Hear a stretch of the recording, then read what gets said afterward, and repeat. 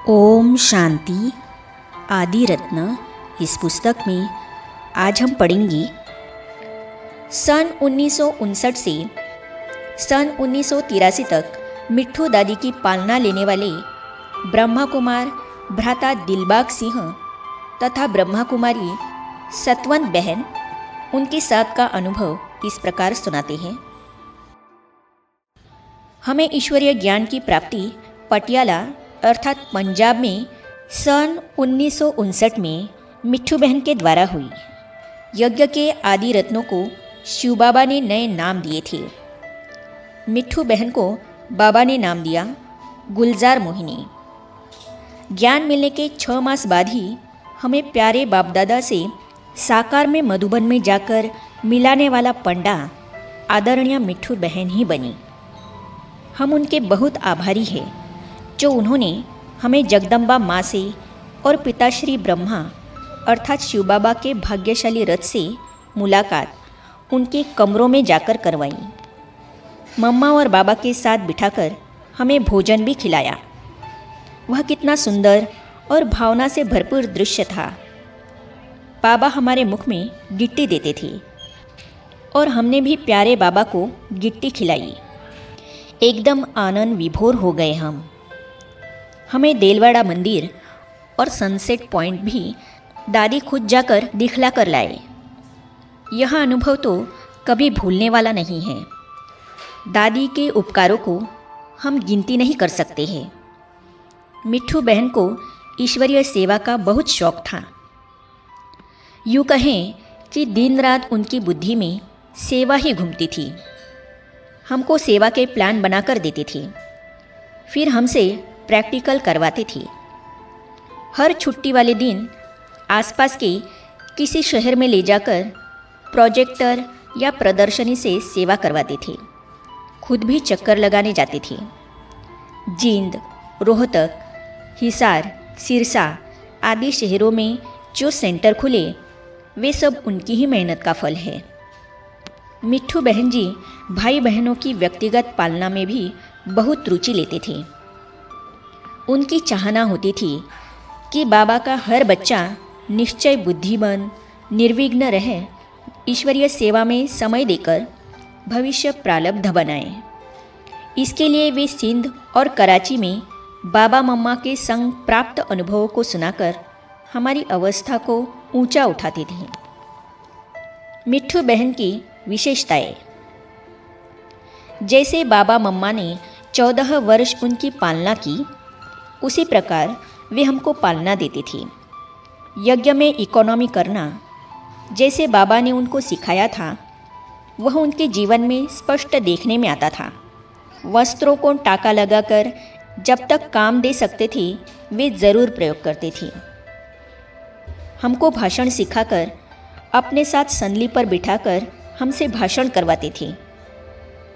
मधुबन में जाकर हमें कहते थे कि बाबा से मिलना है, इसीलिए नहा धोकर पाउडर सेंट आदि लगाकर जाए, यानी आपसे अच्छी सुगंध आए।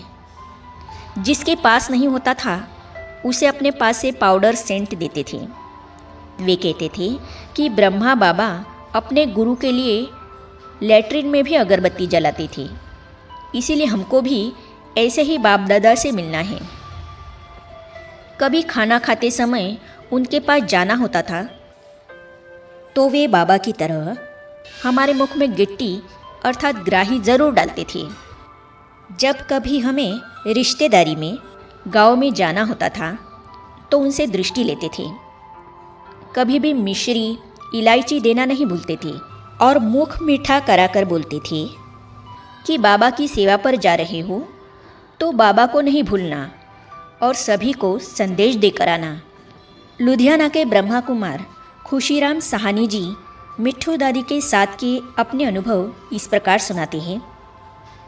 लुधियाना में आध्यात्मिक केंद्र खोलने के लिए मिट्ठू बहन का आगमन सन 1963 में एक बहन और एक भाई के साथ हुआ। लुधियाना में 10 साल आध्यात्मिक सेवाएं देकर वे पटियाला का सेंटर संभालने के लिए चली गई। उनके अंदर ज्ञान योग की धारणा पुरानी ब्रह्मा कुमारी बहनों की तरह बहुत दृढ़ तो थी ही, उनकी अन्य भी बहुत सी विशेषताएं इस प्रकार थी। जो कोई भी उनके संपर्क में आता उसके ऊपर अपने रूहानी स्नेह की छाप ऐसी लगाती कि उसको अपना सहयोगी बना लेती थी। उनके सामने अनेक समस्याएं आई, जिज्ञासुओं की ओर से रूठने और टूटने की, मकान मालिक से मुकदमेबाजी की, धन के अभाव और शारीरिक बीमारियों की, मगर उनका मन कभी डोला नहीं। उन्होंने दृढ़ता से इनका मुकाबला किया और विजय पाई। एक बार उनके घुटने पर सख्त चोट आई थी। वे कई दिनों तक चारपाई पर रही, मगर फिर भी जैसे तैसे करके क्लास में आती थी और थोड़ा समय योग कराती थी। बहन भाइयों का स्नेह मिलन और ब्रह्मा भोजन हर महीने अवश्य करती थी। इसके अलावा पिकनिक कराने, कई प्रकार के नए नए खेल सिखलाने के लिए तथा मनोरंजन के लिए बाहर खुले स्थान पर ले जाती थी। उनके चेहरे पर उदासी या मायूसी की रेखाएं कभी दिखाई नहीं देती थी। वे सदा हर्षित रहती, दूसरों को भी हर्ष दिलाती और अपना यह गुण उनमें भी भरती रहती थी। उनके अंदर खाली न बैठने का एक विशेष गुण था। जब उनके सामने यज्ञ की कोई सेवा न होती तो वे युगलों के घर चली जाती, उनको खाना अपने हाथों से बनाकर खिलाती और उनको कई गुणों की धारणा अपने जीवन के उदाहरण से करवा देती थी। उनके खुशनुमा चेहरे, स्वभाव और मिजाज के कारण कई बहन भाई उनके आगे पीछे रहते, मगर वे कभी किसी से अपने शरीर के प्रति कोई सेवा नहीं लेती थी, बल्कि अपने सब काम ब्रह्मा बाबा की तरह अपने हाथों से करती थी और साथ साथ दूसरों को अपना सहयोग भी देती थी। वे माँ बाप की इकलौती बेटी थी।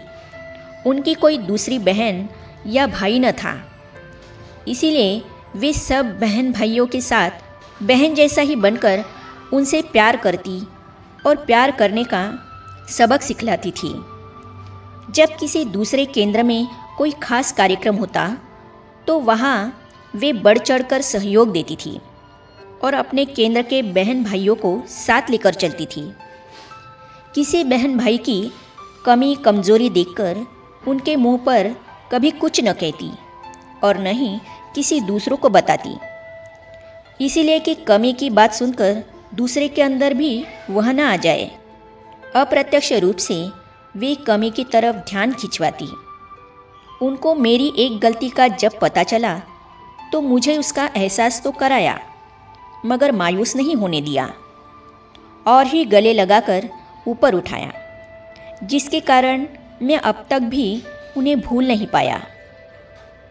10 वर्षों तक लुधियाना में सेवा करने के बाद वे पटियाला और जींद आदि कई सेवा केंद्रों पर चली तो गई, मगर लुधियाना के बहन भाइयों से अपना संबंध बनाए रखने के लिए उन्होंने जहाँ और जब भी कोई विशेष कार्यक्रम किया या कराया तो उनको बुलाकर उनसे सेवा कराती रही। इस प्रकार अलौकिक संबंध कभी टूटने नहीं दिया। आगे हम पढ़ेंगे आदि रत्न भूरी दादी के लौकिक और अलौकिक जीवन की कहानी। तो इन अनुभवों को हम पढ़ेंगे अगली कड़ी में। तो ये जानने और पढ़ने के लिए इस चैनल को सब्सक्राइब करने के साथ ही साइड में जो बेल आइकॉन है उसे भी क्लिक कीजिए, ताकि आने वाली सभी वीडियो और अब तक की सारी वीडियो आप तक पहुंचती रहेगी। ओम शांति। तेरी याद का अमृत पीते हैं, तेरी याद का अमृत पीते हैं, तेरी याद में जीते हैं बाबा, तेरी याद में जीते हैं बाबा, तेरी याद